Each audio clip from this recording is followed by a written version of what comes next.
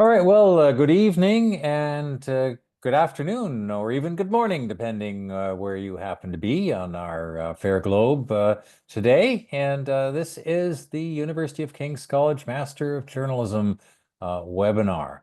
And my name is Fred Valence Jones, and I'm the Director of Journalism Programs at the University of King's College. And what I'd like to do before we get going with our various guests is just tell you a little bit about who they are. So on your screen, you'll see Tara Wigglesworth Hines, and she just gave a little wave there, and she's the coordinator of admissions and entrance awards here at King's.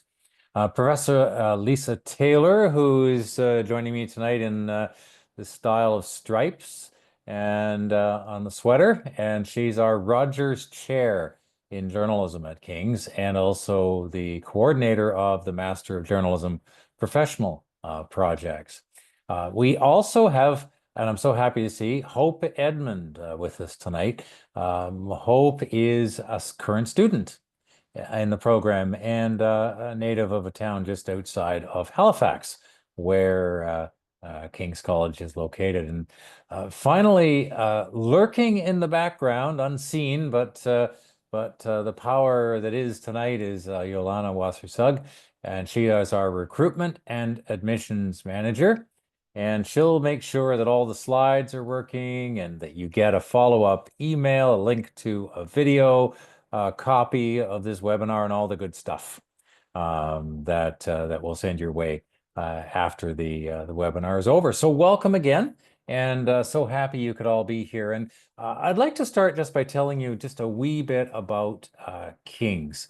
And of course, I wish I were welcoming you in person. That goes without saying.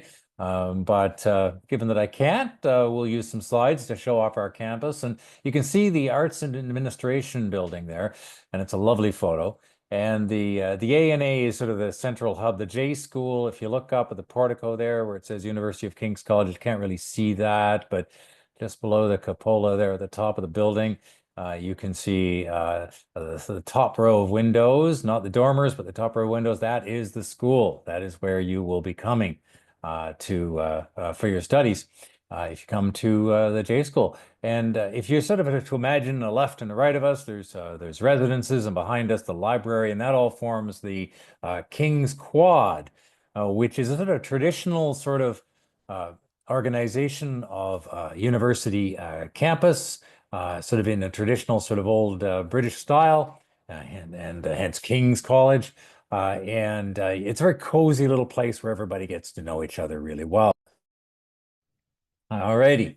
So we're going to tell you a little bit about the wider environs near King's as well. And this is a beautiful aerial photograph. And in this photograph, you can see King's way up there in kind of the upper right, and just below that blue water.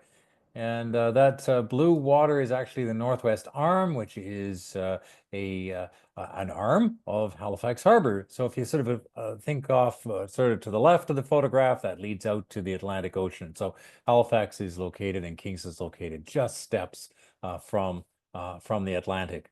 And it is a really, really beautiful place to be.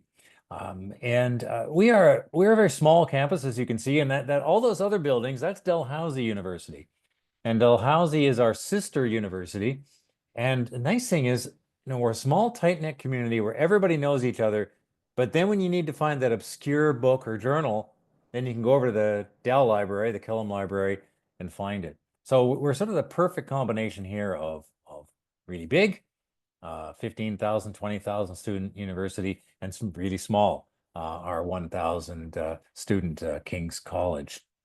And so it's a very interesting place to live and play. We have also the Dalplex, which is a fitness facility that comes with your fees, international center. So if you're an international student, we have all sorts of supports for you there. The accessibility center, if you need help sort of making sure that you're able to access your studies, and all of those things are available at King's and at Dell. But you're not limited just to our beautiful campus or campuses, because right around you, you have the really beautiful city of Halifax. And I've been using that word beautiful tonight, but sometimes, And I'm sure everybody here with me will agree, it's sort of a privilege, and you sort of sometimes you ask, how is it that I live in this remarkable place, this sort of lovely city, not too big, but big enough to have sort of a great sort of opportunity to enjoy life here, and find a beautiful place to live. But also, you've got the trees and the lakes and the ocean just beyond, beaches. You can walk along the shore of Point Pleasant Park, which is a park just outside of here, just I don't know, but a kilometer and a half south of here. And you can walk and the waves lapping at your feet, so close to our campus.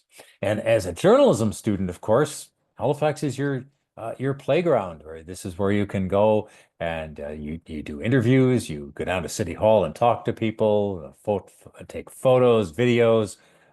So in a sense, it's like one great big 500,000 people laboratory for learning journalism skills, whether you're going to use them for a career in journalism or any number of other things. So all in all, it's a great place to be, a great place to learn.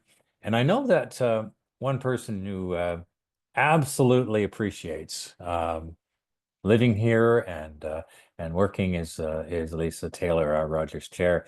And I'm going to pass things over to Lisa just to tell us a little bit about the Master of Journalism program. Hey, thank you, Fred. Yes, I do appreciate living here. I'm a Nova Scotian originally. I spent a good bit of time in Toronto, practicing and teaching journalism, and just came back to Kings a few years ago. And it's a wonderful place to teach, to live, and to learn. I can't say enough about it.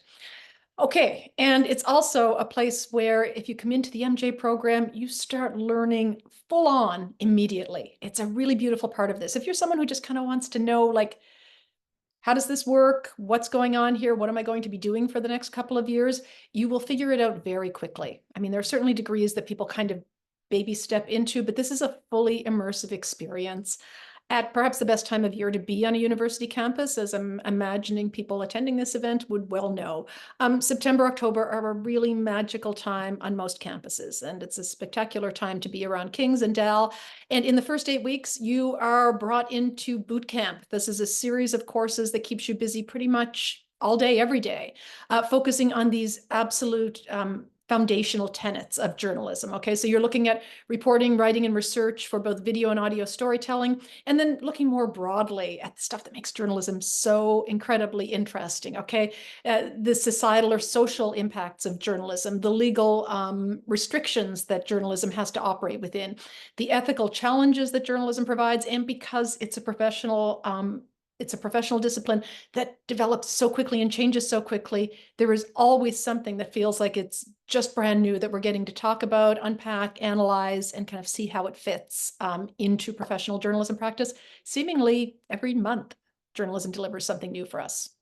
So you'll come into the program in September if you're a student who has a previous degree that is not in journalism. So if your undergrad is in something other than journalism, you do come in September because that's when you get all that foundational work in those core kind of reporting skills. But then there are people who have an undergrad in journalism and in many cases professional experience in journalism, and they join in the winter term. So students who meet the criteria, you have to specifically request, and your application is assessed to determine whether or not you are suitable for a January admit. But those January admissions, people, like I said, who've studied journalism and or practiced, come in and they join the people who were here in September. So now we have a bit of a mixing of this small cohort. And at that point, everybody in first year MJ is working on courses in advanced reporting.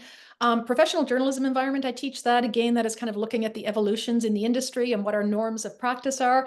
And data journalism methods, which is certainly one of Fred's deep areas of expertise. And that's year one. So at the end of year one, sometime probably around May or June, we start the summer term. So after first year, you have a summer term We generally meet once per week, and because people may have to be other places in the province, the country, or the world during the summer, this class is done remotely. And we, do everything we can. I do everything I can to work around people's individual work schedules. We record things if we have to. Basically, we understand that people have to be doing an awful lot of different things in the summer, but we still need one time to gather.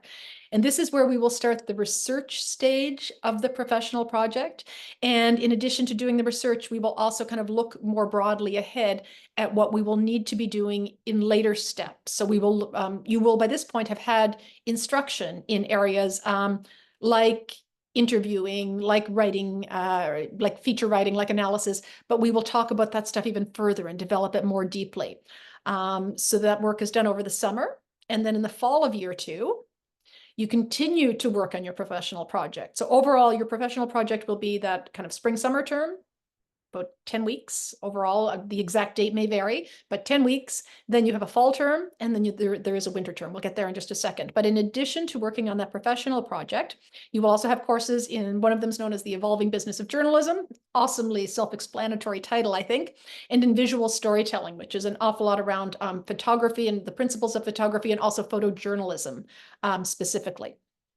So that's fall term.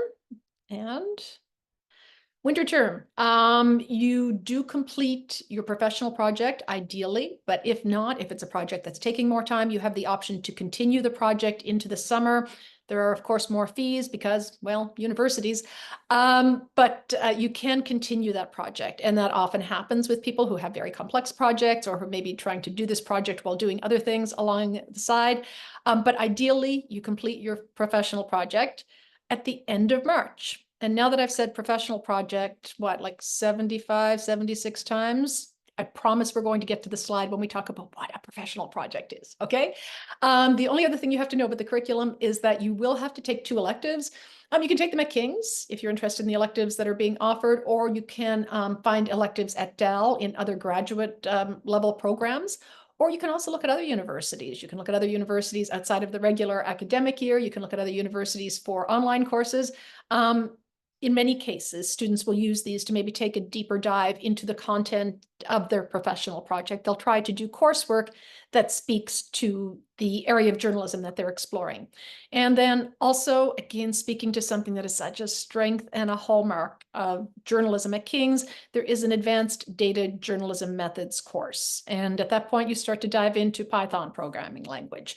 So again, speaking to something that is core and that really distinguishes King's. And I'm going to suggest at this time in our world, it's a really important time to be studying journalism in a place that is so deeply connected to data. So deeply connected to data. It's a really important thing. Okay, and I think the next slide does tell you a little bit about what a professional project is. So the professional project, shortened to the pro project, as we go on, is a significant piece of journalism. It's, I would say, the type of journalism project that people who do undergrad journalism and then go and practice journalism, they may go years, easily years, if ever, and never have the chance to do a project with as much rigor, heft, and significance as a King's professional project. This is a project that essentially takes 9 months, and we kind of break it down and go through it together from the very first ideation of what that story will look like and what the substance of it is, what we're trying to inform the public about, because this is public interest journalism, and we'll develop it as we go. So you have 9 months to actually create this thing with with very much a kind of singular focus. I mean, there is other coursework and you may have other life work, but it really is the kind of centerpiece of this degree. And in addition to working with your classmates, and as Fred alluded to, and it should come as no surprise, in a small school like King's, there's a very close-knit cohorts happen at King's. I don't know if we produce them or if it's the people who come to us, but there are tight groups. So you will work with your classmates, you will work with other faculty, you would work extensively with me, and then we also have opportunities to create other one-on-one mentoring opportunities. So besides coursework. I certainly do loads of one-on-one meetings, but there's also the opportunity to work with external advisors if your project is suitable for that. That may be someone who's a journalist, an experienced journalist, or maybe someone with deep subject matter expertise. Or you may work with another member of the King's faculty in addition to me if they have subject matter expertise that could be relevant to your project. This project is about 5,000 words, so it's a substantial piece of journalism. And we are looking for something for original storytelling, again, of public interest and significance, because this is a major piece of journalism and has to be about more than just kind of, a gut feeling you have. A gut feeling is a great starting point for a major piece of journalism. It's not the end point, but the stories we're working on this year are substantive and I think are very public interest focused. I think the string on my back is pretty much run out. I will stop talking now and hand it back to Fred. Thank All you. right. Thanks, Lisa. So, it's always great to hear from the profs and the director, but some might think, well, we're trying to sell you a degree, and so it's always good to hear from students. And Hope Edmond is one of the current students in the Master of Journalism program, has joined us to tell us a little bit about the student experience. So Hope, I'll hand things over to you. Awesome. Thanks, Fred. Hi, everyone. I'm Hope, and I'm from a small town about like 40 to 45 minutes outside of Halifax. And I guess I'll just talk about maybe why I chose to come to King's. But before I came here, I did my undergrad degree at Mount Allison, and that was also a very small university as well. So I knew that I wanted to go to a school for my graduate studies that was also small, because I think it's easier to meet people, it's less overwhelming, and you get to really know your professors, which is something that like I really like, and you're not just a number to them, or they don't recognize if you come to class that day or not. They do definitely recognize at King's if you show up to class or not. But I really like that, and also, Mount Allison was a liberal arts school as well, and so was King's, so there was a lot of things that, aligned with me and that drew me to come to school here. Um, I'll talk, like, a little bit about the program and my experience. So I started in September, because I didn't do journalism as my undergraduate degree, and I started in the boot camp, which is 8 weeks, and I did find that it's a lot of work. I would definitely say be prepared for, like, numerous assignments, but it's definitely doable, and I would just say you just need to show up and come to class and be dedicated. Um, yeah, but I thought that it was great, and you learned so much in a short amount of time, and I felt kind of nervous, like, would I be prepared for the winter term when people who do have experience would be joining us, and would we be kind of on the same level? And I did find it did prepare us well for, yeah, being able to um, talk to people and work with people who do have journalism experience. And then the workshops, which if you do the MJ, you do the news workshop, which is right after the boot camp and before the holiday break. And workshop was so fun. I really loved news workshop. It does really feel like you're working in a newsroom, and you do have to write. I think we had to write 9 news stories of like original ideas that we have pitched, and I think it was a good opportunity to put what you learned in boot camp into kind of like real life. And they do get published on the school's news site. And these are like a couple of articles that I did in the workshop. And it's also a great opportunity to like build your portfolio, which I found has recently come in handy when trying to apply for jobs now, because a lot of them are asking you to submit like journalism work that you've done. And because of the workshops, you're able to provide um, yeah, examples of your work.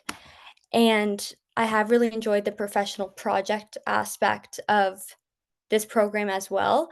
There's a lot of freedom in choosing like what I wanted to do for a topic, um, which is really great. And I think if you are considering coming here, I would say that that has been really great to just have this opportunity. And also, I would say if you're thinking of an idea, probably do something that you love, or maybe you even have like a relation to this topic, or it's something that matters to you, because I think that me going to want to finish this every day, because I know that it's important to me and it's important to like other people in my life as well. Um, and I think the best part about this program, I think I'm kind of like reiterating what I said, but of how small the campus is and how small the program is as well, because you do get a lot of one on one time with professors if you need it, which is really helpful. And everybody is really more than willing to help you, um, which I think is really nice. And you might not get that at a bigger school.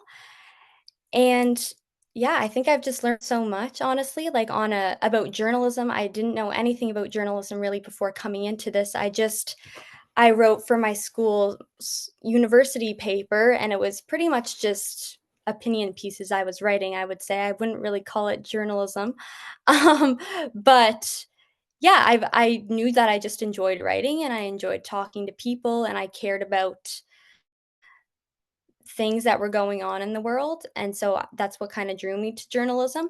But if you don't really have, like, much experience or know a lot about it, I don't think that that should, like, push you away, because I was in that same spot, and I think I've learned so much in such a short period of time. But also, like, about myself too, I feel like I still am kind of quiet and shy, but I was definitely shy before I came into this program, and it's definitely pushed me out of my comfort zone and forced me to kinda get out there and talk to strangers and people I don't know, and it all does work out. And, yeah, I think the atmosphere at King's is really nice, and, all of us in the MJ, there's only 8 of us, but we all have grown very close over the past year and a half, which is something really nice about the program. We spend almost every day together for the past year, so you do get to, yeah, know each other really well and make friends. So that's all really great about it too. And I think, yeah, I tried to touch on a little bit of everything. So hopefully that was helpful. No, no, that's great, Hope. And one of the things I Hope was in my advanced data class in the fall, and I remember looking around, and Hope was from Nova Scotia, and we had a student from Kenya, and a student from China, and a student from the Philippines in the room. Did I miss anybody there? Anyway, it was pretty much the world in a small room, and that really does in a way speak to this program, that the students do come from all over the place to come and study at King's. So that not only are they sort of meeting a group of people, but they're finding out about all kinds of different cultures and different ways of living and ways of looking at the world at the same time. And that's actually been a real privilege for me, teaching as well, to meet people from so many places. And we do welcome students from all over. And speaking of people who could talk about how we welcome you, and how you get into the program more specifically, and scholarships we have to offer to assist with that. Tara Wigglesworth Hines is with us, and she really is the expert on all these things. And I always like to say in these webinars, she's going to become your best friend uh, should you decide to go down the application process. So Tara, take it away. Yeah, thank you, Fred. Thanks, Lisa and Hope. So welcome, everyone. My name is Tara Wigglesworth Hines, and as Fred has mentioned, I'm probably going to be your main point of contact throughout the admission cycle if you choose to submit an application to King's, if you haven't already, or if it's sitting in our portal right now. So applications are open for September 2025 and January 2026. So I'm going to speak a little bit about the admission requirements. Lisa covered a little bit of it throughout her program overview, but I have a little more information to provide. So our master's program requires a minimum of a 4-year undergraduate degree in most cases. And it can be a degree not related to journalism, or it can be a degree related to journalism. And depending on your background will help us determine which entry point is best suited for you as an applicant. In addition, if English is not your first language, we do require English language proficiency tests. Now, sometimes that test can be waived if you've studied at an institution where English is the main language in the curriculum, and it's being taught in a country where English is a primary language. So we do have opportunities for the English language proficiency test to be waived, but it will depend on your background, and we would determine that waiver based on the initial review of your application. So as Lisa said, we have 2 entry points.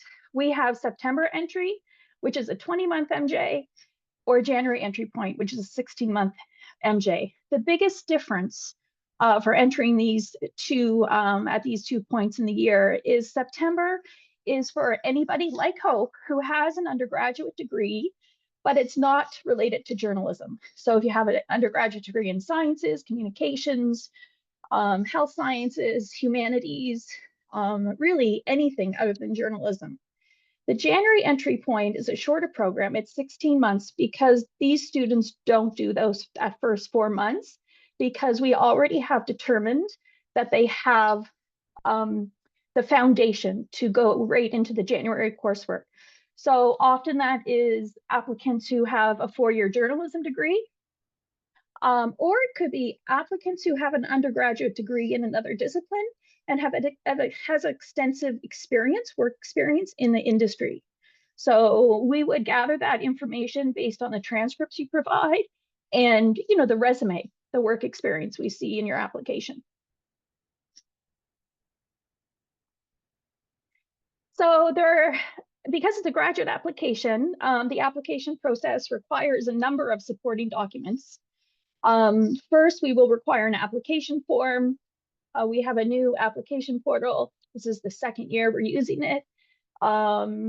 It's pretty nice. It's very user-friendly. But if you ever have any questions, if you decide to apply about the application portal, I'm the person to reach out to. Our graduate applications have a $115 application fee. We also require transcripts from all post-secondary institutions attended.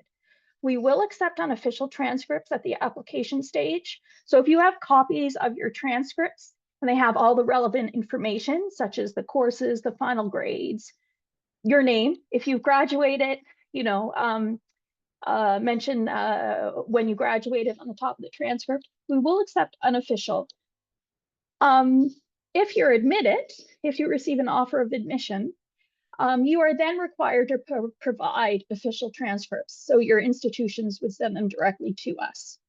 But that's after the offer stage. In addition to the transcripts, we require a personal statement and a professional project proposal. We have quite an in-depth page related to personal statement and professional project on our application. So our personal statement gives you some questions that we're looking for answers for, and our professional project has questions where you can just enter the information related to your professional project. So we do try to provide some guidance on that page, which I think is very helpful for our applicants, especially if you're not coming from a journalism background. Keep in mind that the personal statement and the professional project is not the only thing we're using to assess your application. And sometimes what you propose in your application is not necessarily the project you work on in your degree. So you will have lots of conversations with your advisor, with Lisa. The professional project proposal helps us determine if you are capable at doing graduate level work in the field. So it doesn't have to be perfect, but it's important to provide us the information that we need. In addition, the portfolio, we do require samples of journalism if you have them. If you don't, we do understand some students don't. So if we don't, samples of a writing portfolio, possibly academic papers you completed in your undergraduate degree. But if you do have any journalism background, we would be looking for journalism samples. So what we need from January applicants would be quite different than what we might need for September applicants because of the different background. In addition to portfolio, we're looking for a resume and 2 letters of reference. So the references, if you have graduated in the last 3 years, we're looking for 2 academic references. If you've graduated within the last 3 or 5 years, 3 to 5 years, we require either 2 academic or 1 academic and 1 relevant professional reference. And if you've graduated more than 5 years ago, we understand that sometimes academic references are difficult to get. We will accept any combination of those 2 or 2 professional references.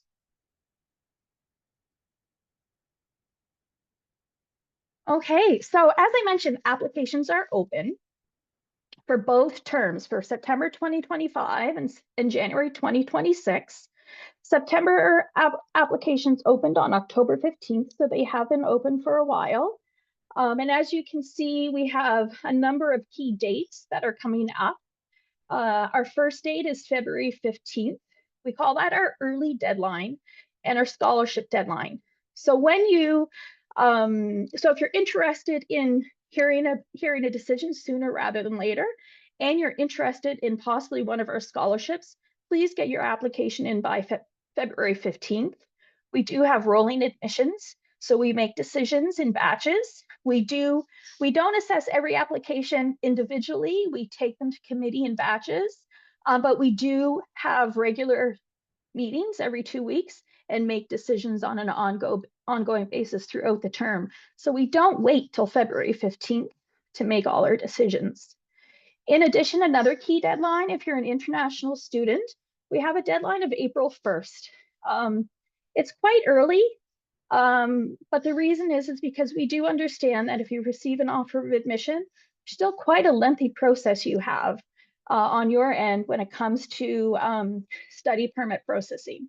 So we do have an earlier deadline, hopefully to accommodate that length it will take to do that paperwork. And then our final deadline for September is June 1st, and that would be for domestic or US applicants. And we don't go much later than that, but if we do have some room in the program, sometimes we extend it to July 1st, but it really depends on if the program is full or not. And for January 2026, it's hard to believe that applications are open for a program that's a year away, but we did open it early January. And as you can see, we have some much later deadlines for that program. So scholarships and bursaries. So we do have scholarships, which are typically based on your academic standing, and we have bursaries, which are based on financial need. Our scholarships that we offer, and we can post that link later in the chat, you actually apply for scholarships in your admission application. So as you're going through your admission application and filling, adding your personal statement and your project proposal and uploading your portfolio, there will be a page that says financial aid. And there's a list of scholarships that you can choose to apply for. There's also a space on the application that you can type a statement indicating why you think you're a good candidate and why you meet the criteria. So that's all within the application itself. There's no separate form you have to go to for our scholarships this year. Bursaries are slightly different. Bursaries are based on financial need. And right now they are a separate application.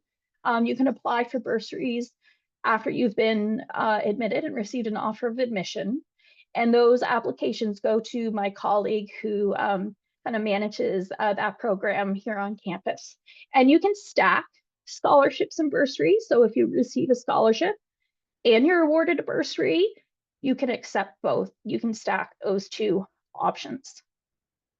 We also have a new tuition waiver program for Mi'kmaq applicants.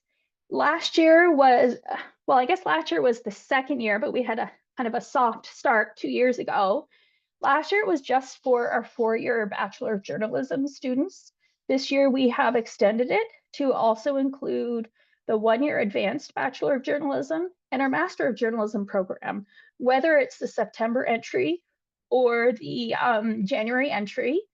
And this initiative, we have three waivers each year that we can offer in any of those 3 programs.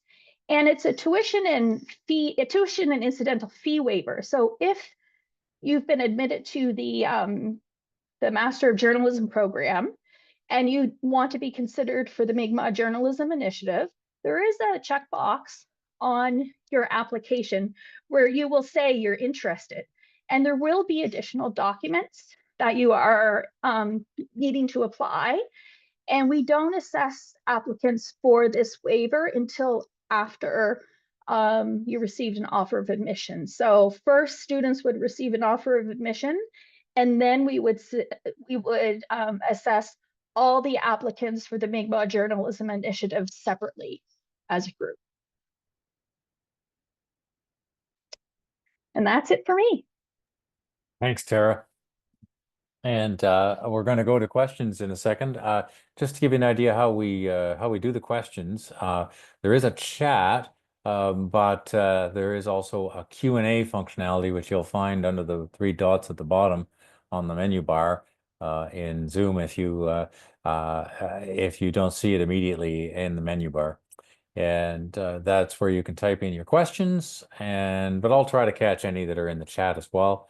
And we'll then answer the questions. We unfortunately don't have it set up so that you can ask your questions and we can hear your voice, but you can use the chat box or preferably the Q&A box, and we will definitely try to get around to answering any and all of your questions. Just wanted to drop in a couple more notes about the professional projects. There are some exciting opportunities specifically related to the professional projects. One of them is the Peter Mansbridge Award, which is an annual award of $4,000 you can apply for. And it's competitive among the students in the second year of the program, but that'll come up really quickly. And an opportunity there to have travel and other expenses for your professional project funded. There's also a provincial government graduate scholarships program, which awards $10,000 scholarships to 2 Master Journalism students every year, at least so far, for quite a few years. And that's also available for, again, these are both in-program things. So they're not things you'll find in the sort of application when you enter the program that Tara was talking about.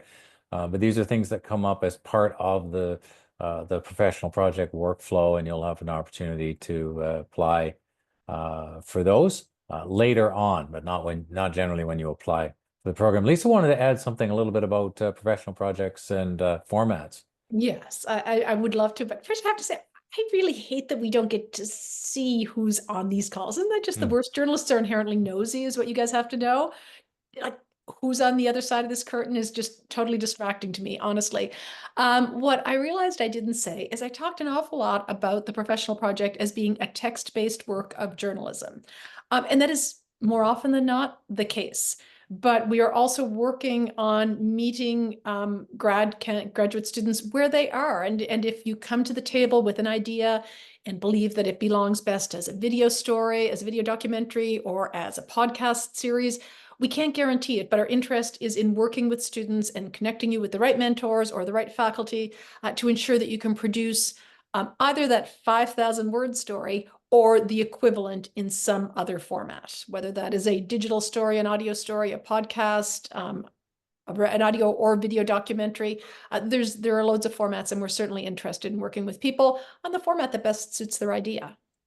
No, absolutely. And we'll work, we're small. So nice thing about small is that you can sort of turn on a dime, as they'd say here in North America, and we can find ways to make things work for you. We have a student in the program now who's come in the January entry who I know Lisa's working with to develop an elective course that fits her particular interests in the program, and this is something that we're doing more and do more and more, actually, sort of custom building things that to work with your professional project and your interests. We can't do everything. We're a small faculty and a small school, but we do have the ability to perhaps move in ways that are more difficult for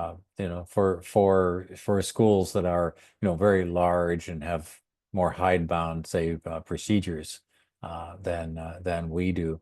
So I would absolutely encourage you, if you have any questions flowing out of what you've heard tonight, to throw them in, and we'll try to answer them. You can put those into the Q&A box, and we'll answer those as we go through the rest of the evening. Hope, I wonder if for a moment you'd like to share a little bit more about your professional project. You mentioned this was a project that was of wide interest, but maybe people would be interested in knowing a little bit more about what your project's about. Yeah, of course. So I guess, yeah, my project is about birth control innovation. So I guess the main like elevator pitch for it, or the the main part of it, I guess throughout like interviewing and research, what I found is that a lot of people experience problems with existing forms of hormonal birth control. Um, and the overall like science hasn't really changed since the like introduction of the first pill, which came out in 1960. So we're kind of like, okay, so many years later, people are still experiencing problems, and like this really hasn't changed. More methods have came out, but it's still to the root the same product. Um, but this industry is still making so much money, and it's so widely used. So it's kind of coming down to like a women's health issue, and how, yeah, basically, profits are kind of being prioritized over overall health. So that's what I would say the main, um, like, premise of it is. But yeah, it's been great so far. I think I've really struggled with narrowing the angle and the focus, because I think that there was just so much information and so much to this topic. Um, but it does together. I think my brain kind of felt like a ball of yarn for a long time, but then finally, as I talked to more people, yeah, I've kind of found my focus, and it's really nice that it's all coming together now. And in about a couple of months, it'll be all done. So yeah, that's what my project is about.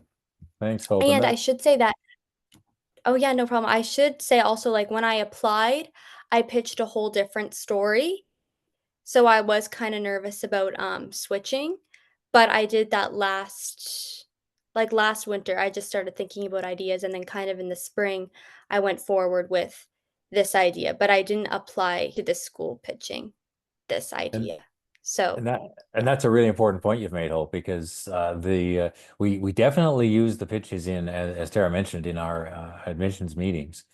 They really help us to sort of understand the sort of whether a student is a potential student is going to be able to handle the program and do a sort of a big piece of journalism. Sometimes, interestingly, we get applicants who will send us a proposal for what is more like a thesis in a more traditional academic master's program. And so more than a few times, students will arrive, and they've been admitted based on many strengths in their application, and then we'll be sort of gently nudging them over to a piece of journalism, which of course is what a journalism program is all about. So we're absolutely not not going to require you to do the story that you pitch. And we know that, you're busy and you got a lot going on in your life, and sometimes you don't have the amount of time to put into that pitch that you will when you get here and you're working on it with our faculty and advisors.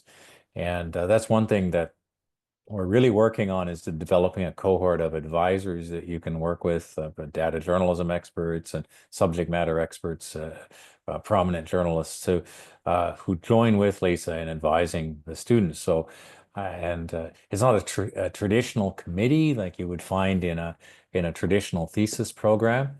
It's really more like a group of editors, a group of experts who will help you along the way, so that you can succeed. And this really is our goal, is to have excellent projects that students really walk away feeling that they really accomplished something while they were here at King's.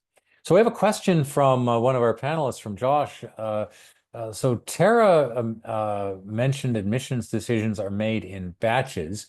So he's asking, if I submit my application before the early deadline, well, that was the February 15th deadline, say at the end of January, roughly when should I expect a decision? And I guess that is a Tara question. Yeah. It really depends. It's not so much, it's about when you submit it and when it becomes completed, I think, is the key thing here. So you could submit your application, but it could remain incomplete for several weeks, depending on how quickly you get your supporting documents in. And usually that means how quickly your transcripts come to us, or how quickly your references submit their official references. The references tend to be usually the delay, although some applicants, every piece of their application gets in quite quickly. So it really depends. But as mentioned, we meet regularly every 2 weeks, but we do it in batches. So we won't, right now, during the height of the application kind of period, we probably won't meet with just one application. So we typically like to have 4 or 5 applications or more to meet at this time of the year in a committee meeting, but we do schedule them every 2 weeks. And we're meeting next week, Fred, I think we're on the schedule, and we'll probably have 7 or 8 applications to review at that time.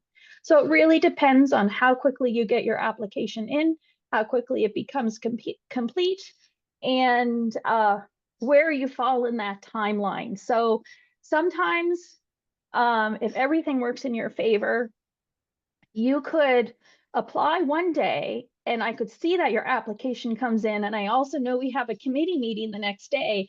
I may push it through to committee really quickly so it can get into the review stage the following day.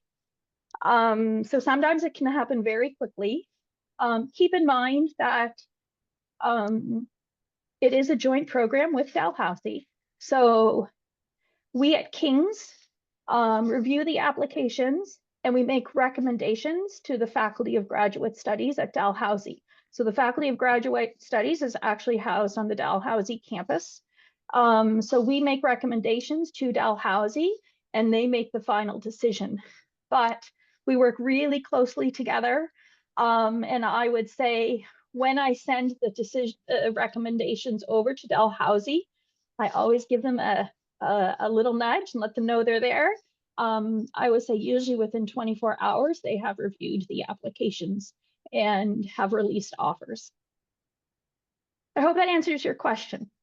No, that's a great question. And if you have other questions, and you, like me, you get to the end of an event like this, and then you go, I wish I'd remembered to ask that question.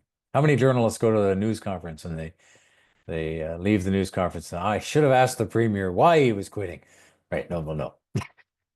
But anyway, happens a lot. And so if that happens to you with this webinar, you can email admissions@ukings.ca, admissions@ukings.ca, and you can ask any question you want.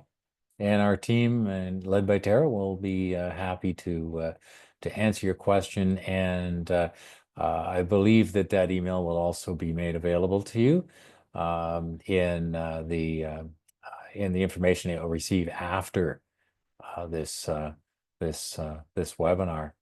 And so yeah, there's Tara, do you want to take a second and just mention that we also, sometimes people come without the exact admission requirements, and there may be opportunities if you we do have what's called a product learning assessment. Do you want to mention that for a moment, or is that sharing a little detail of that? I don't think you Sure. mentioned it. Yeah.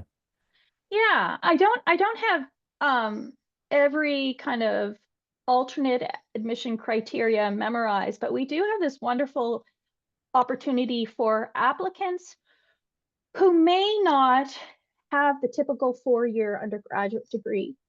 Some applicants may be coming from a country outside of Canada where they typically have a 3-year degree. They don't offer 4-year degrees. So sometimes we have some alternate admission policies, and we call them prior learning assessments, where students have an opportunity to possibly be considered for this program and don't have the 4-year undergraduate degree. And just to give you an idea, some kind of options are, so we have one for September admission.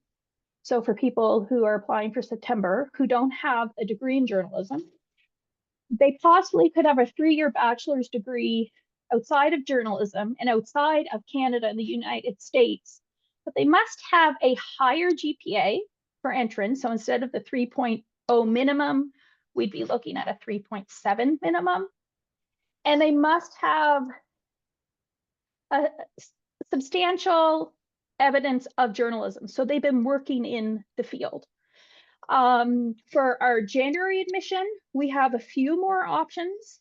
Another example is, again, a student who has a 3-year degree from outside of Canada, and has at least, in addition, 3 years of journalistic experience. Okay, so or a 3-year bachelor's degree in any field and they also have maybe advanced 1-year certificate in journalism from possibly an Ontario college, right? So as you can see, we do have some alternate admission policies.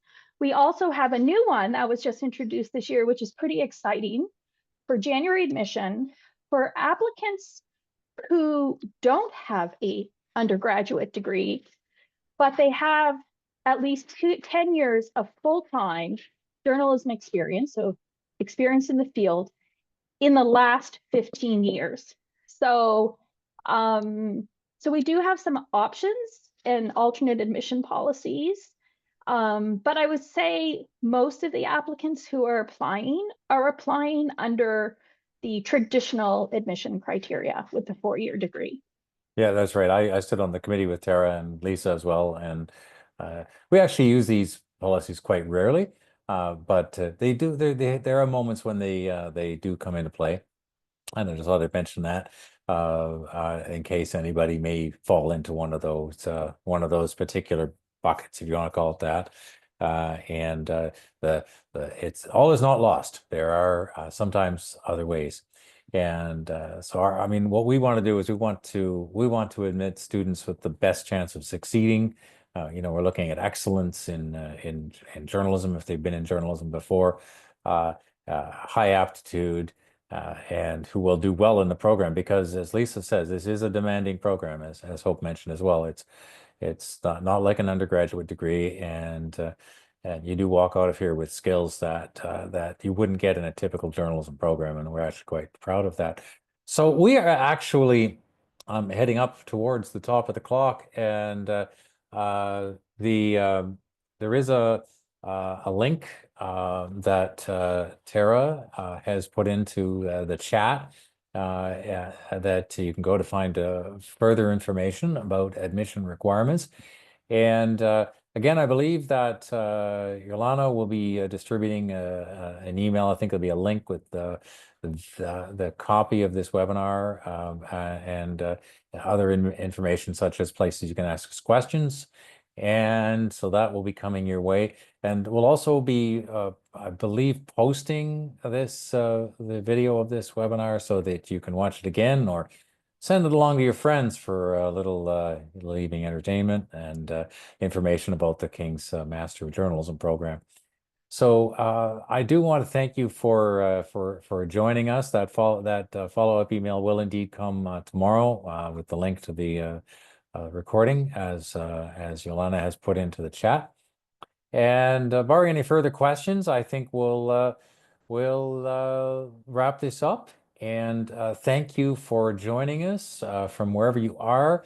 You're also free to email me, F.V. Jones, F as in Frederick V. Jones at ukings.ca.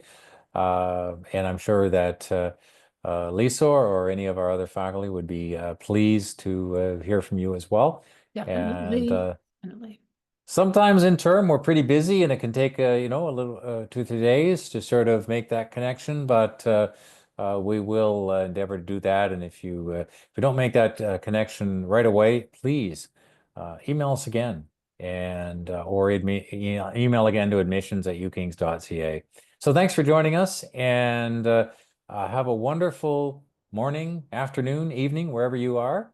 And we will see some of you on the King's campus, I hope, very soon. So good night.